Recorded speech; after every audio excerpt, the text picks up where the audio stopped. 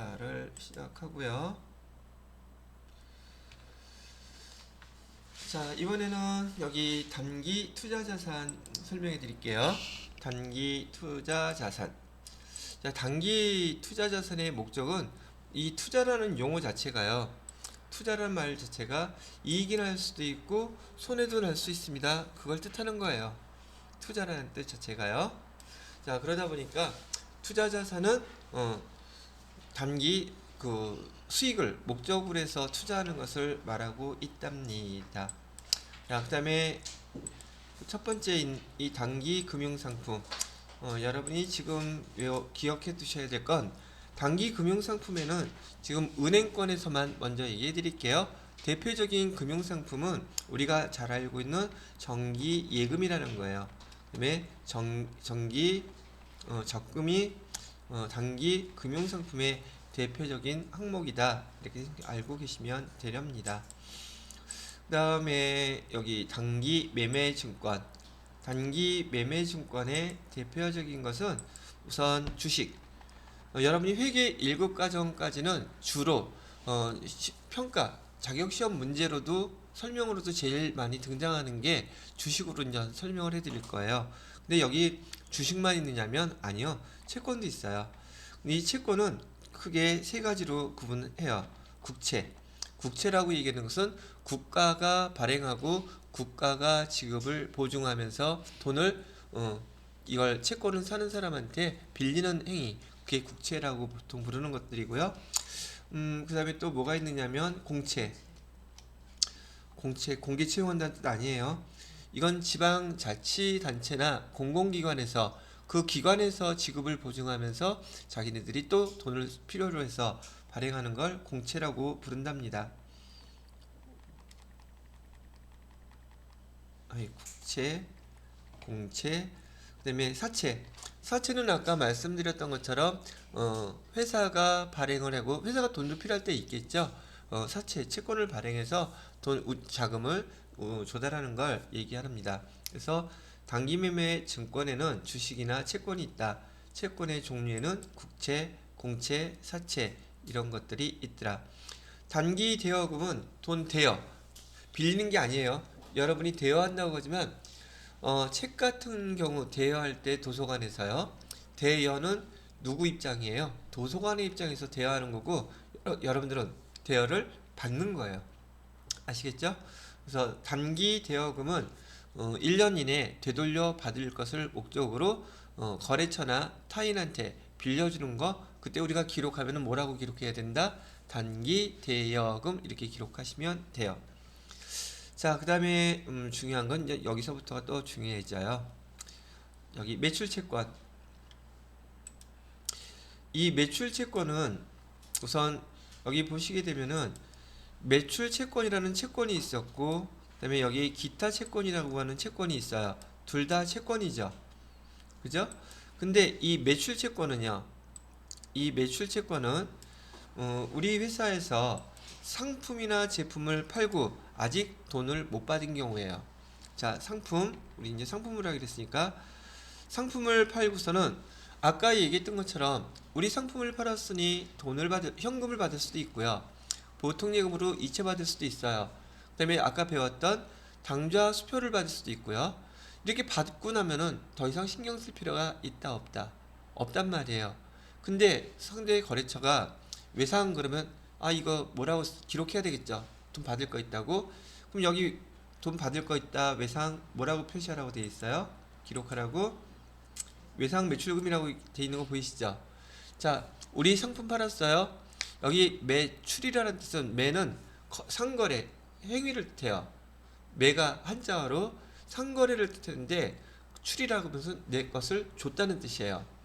매출은 뭐라고요? 내 거 준 거. 반대 의미는 매입이에요. 매입은 상거래 행위를 통해서 내가 가져왔다는 뜻이에요. 그럼 우리 흔한 말로는 팔고 사고 됐죠? 매출은 뭐예요? 팔고. 매입은 뭐예요? 사고. 됐어요? 그럼 내가 상품을 팔았으면 돈 받아야 되는데 거기서 외상 그러면 여러분 회계 담당자니까 기록해놔야 되죠. 뭐라고 기록해 놓을래요? 외상 매출금. 근데 거래처에서 아까 우리가 배웠던 약속어음을 줬어요. 약속금을 줬다는 것은 일정한 기간 이후에 지급을 하겠다고 약속한 증서죠. 그죠? 그럼 나중에 나는 돈을 받아야 될 거 아니에요. 근데 제가 아까 약속어음이란 용어를 쓰면 됩니다, 안 됩니다? 안 된다 그랬었죠. 그건 증서의 이름이에요. 그럼 우리는 그 약속어음을 받으면 나중에 그 어음에 대한 금액을 받을 거죠. 그래서 걔를 받을 어음이라고 기록하시는 거예요. 약속어음을 상품의 대가로 여러분이 받으셨다면 기록할 때 뭐라고 기록한다? 받을 어음이라고 기록한다. 그러고 보니까 여기 매출채권이란 의미는 반드시 우리 회사의 상품이어야 돼요. 상품을 팔고서 돈을 못 받았을 때 매출채권이라고 부르고, 그 매출채권 안에는 우리가 사용할 수 있는 계정 딱 두 개밖에 없어요. 뭐밖에 없다? 외상 그랬으면 외상 매출금, 약속금 받았으면 받을엄, 이렇게 쓰셔야 돼요. 구분하셨죠? 자, 그러면 여기다가 또 추가로 이렇게 설명을 해볼까요? 상품은 우리 회사에서 일상적인 상거래라고도 불러요. 일상적인 상거래가 뭐예요? 예, 우리 회사의 상품을 팔았다는 뜻이에요. 또는 우리가 장사하기 위해서 상품을 사갖고 오는 그 행위, 그걸 우리는 일상적인 상거래라고 불러요. 아시겠죠? 일상적인 상거래를 통해서 우리가 아직 못 받았다 그러면 걔를 매출 채권이라고 부른다. 매출 채권 안에는 두 가지 계정이 있다. 외상 매출금, 받을어음 두 가지가 있는 거예요. 됐죠? 자, 이번에는 그럼 회사에서는요, 파는 게 상품밖에 없을까? 예를 들어서 우리 회사에서 사용하고 있던 그 자동차, 승용차 팔 수 있어요, 없어요? 그것도 팔 수 있죠. 우리는 새 차로 바꿔야 돼. 그래서 우리 회사에서 사용하던 차, 우리 앞으로 이 용어는 뭐라고 부를 거냐면요, 차량 운반구라고 부를 거예요. 차량 운반구도 팔 수 있답니다. 차량 운반구를 팔고 돈을 받으면, 현금 받으면 더 이상 거래할 게 없죠. 그 다음에 보통 예금으로 이체 받아도 더 이상 뭐 할 거 없어요. 그런데 얘도 마찬가지로 돈 나중에 줄게 할 수 있잖아요. 한 달 후에 지급하기로 했다. 그럴 때는 뭐라고 써야지 된다? 여기 미수금이라고 쓰셔야 돼요. 뭐라고 쓰라고요? 미수금. 그러면 얘 차량 운반구 같은 경우는요, 얘는 일상적인 상거래라고 할 수 있을까 없을까? 일상적인 상거래 이외라고 이렇게 쓰는 거예요. 즉 상품 이외에 회사에서 팔 수 있는 다른 걸 팔고 돈을 아직 못 받았다. 그러면 채권은 마찬가지죠. 채권은 채권인데 매출 채권이라고 부른다, 기타 채권이라고 부른다. 기타 채권이라고 부른다는 얘기예요. 이해되셨어요? 그래서 여러분들한테 물어볼 때는 일상적인 상거래는 상품을 파는 것, 그렇게 기억을 하셔야 되고요. 일상적인 상거래 이외의 거래라고 한다고 해서 상품 이외의 것을 팔고 아직 돈을 못 받았을 때 얘는 기타 채권이라고 부른다. 기타 채권에서 돈 못 받았다고 했을 때 뭐라고 기록한다? 미수금이라고 쓴다. 그러면 여러분이 회계 담당자로서 외상 매출금과 미수금의 차이가 뭐냐고 물어보면 구분할 수 있겠죠. 일상적인 상거래에 의해서 돈을 못 받은 경우는 우리는 매출 채권이라고 부르고, 그 다음에 일상적인 상거래 이외의 거래를 통해서 돈을 못 받게 됐으면 미수금이라고 부른다. 그러다 보니까 여기서도 똑같이 여러분들 좀 헷갈리라고, 이렇게 차량을 팔고 나서 그 거래처가 외상이라 나중에 돈 주겠다고 그런 게 아니라 약속금을 갖다 우리한테 줬어요. 약속금을 여러분이 받았다면 뭐라고 기록할래요? 이게 시험 문제예요. 약속금이라면은 아까 받을어음이라고 써야 될 것 같은데 얘 지금 매출채권 아니죠. 그럼 뭐라고 기록해야 돼요?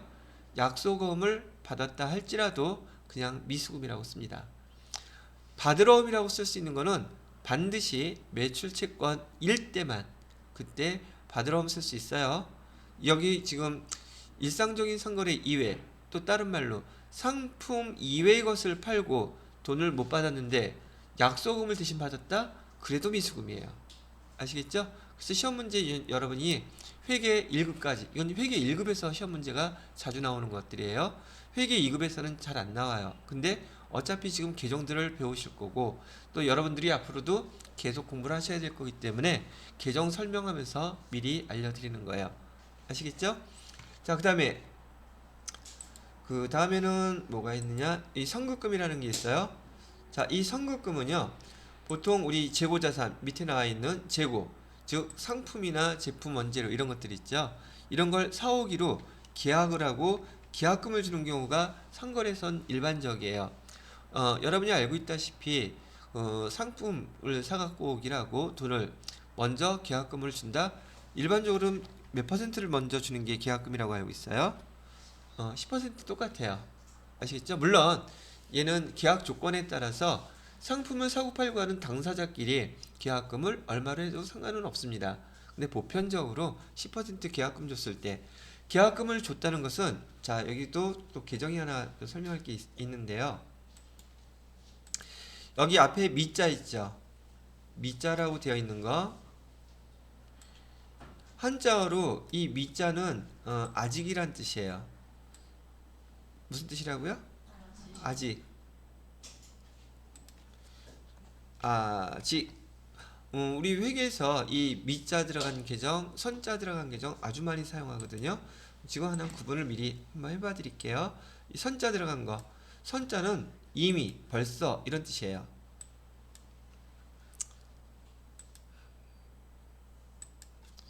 이미 또는 벌써, 벌써 줬다는 얘기예요.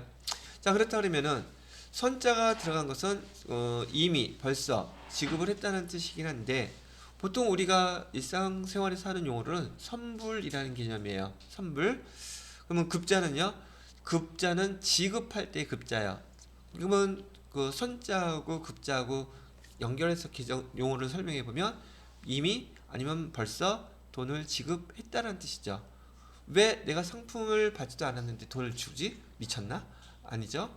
계약금이었던 거예요. 계약금은 뭐라고 기록한다? 선급금이라고 기록한다. 그 다음에 요 미자는 아직이라 그랬었죠. 이 숫자야. 이 숫자는 받을 숫자예요. 그러면 아직 안 받았다는 뜻이에요. 돈을 아직 안 받았을 때 그때는 뭐라고 쓴다? 미수금이라고 이렇게 쓰시면 되겠습니다. 아까 단기대여금은 얘기해드렸죠. 단기대여금은 여기 단기투자자산에서 거래처나 혹은 제3자에게 돈을 빌려줬을 때 그때는 단기대여금 이렇게 쓰는 거예요. 그럼 반대로 돈을 빌리는 경우도 있겠죠. 1년 안에 지급할 것을 약속하고 돈을 빌렸다 그러면은 단기 차입금이라고 부르는 거예요. 차입이라는 용어를 써요.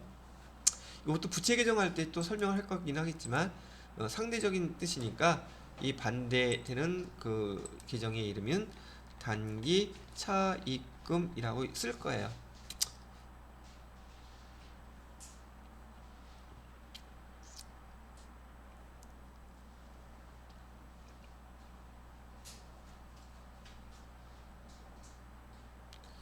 자, 여기까지 정리해 드리고요. 일단 적어놓고 있으시면 적어놓고요.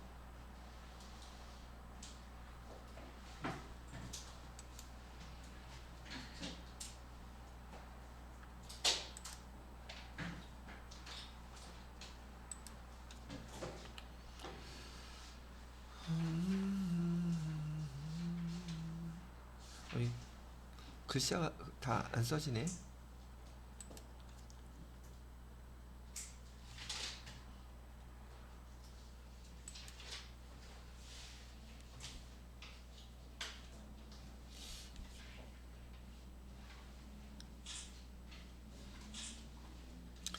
자, 여기까지 이제 보셨으면 얘기 해놓은 건 지울게요. 사진 찍고요.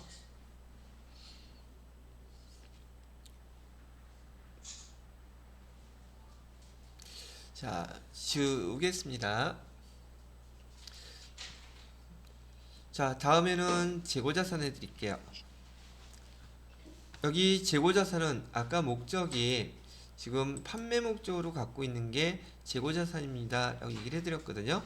그래서 이 재고자산의 종류를 보시게 되면은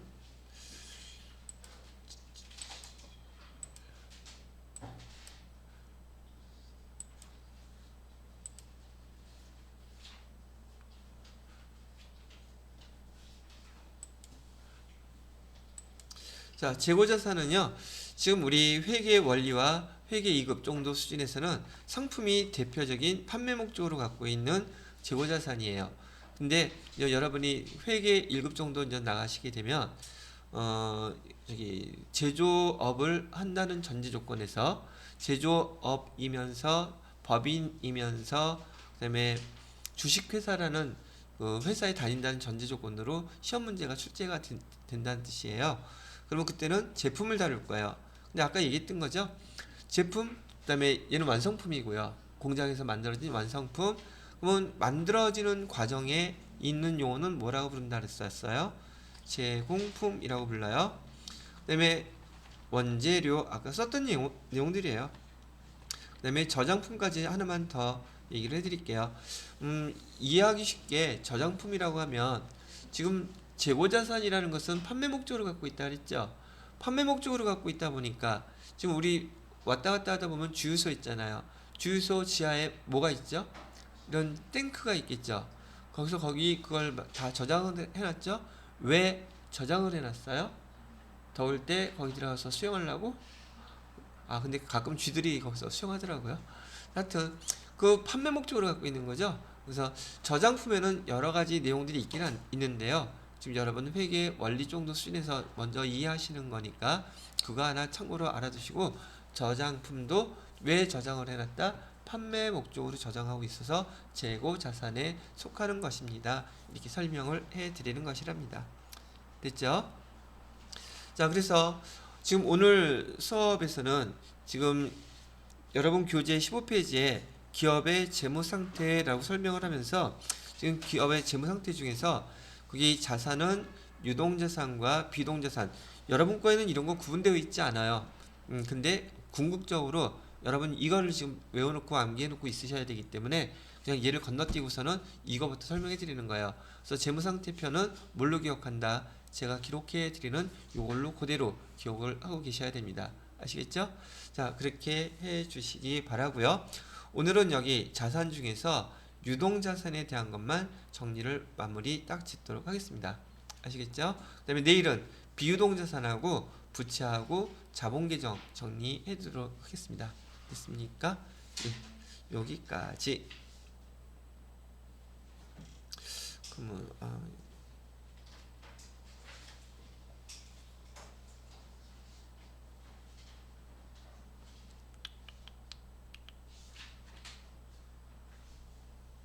저장해놨다가 불러오기 하면 좋은데 불러오기 하는 기능이 없는 것 같아.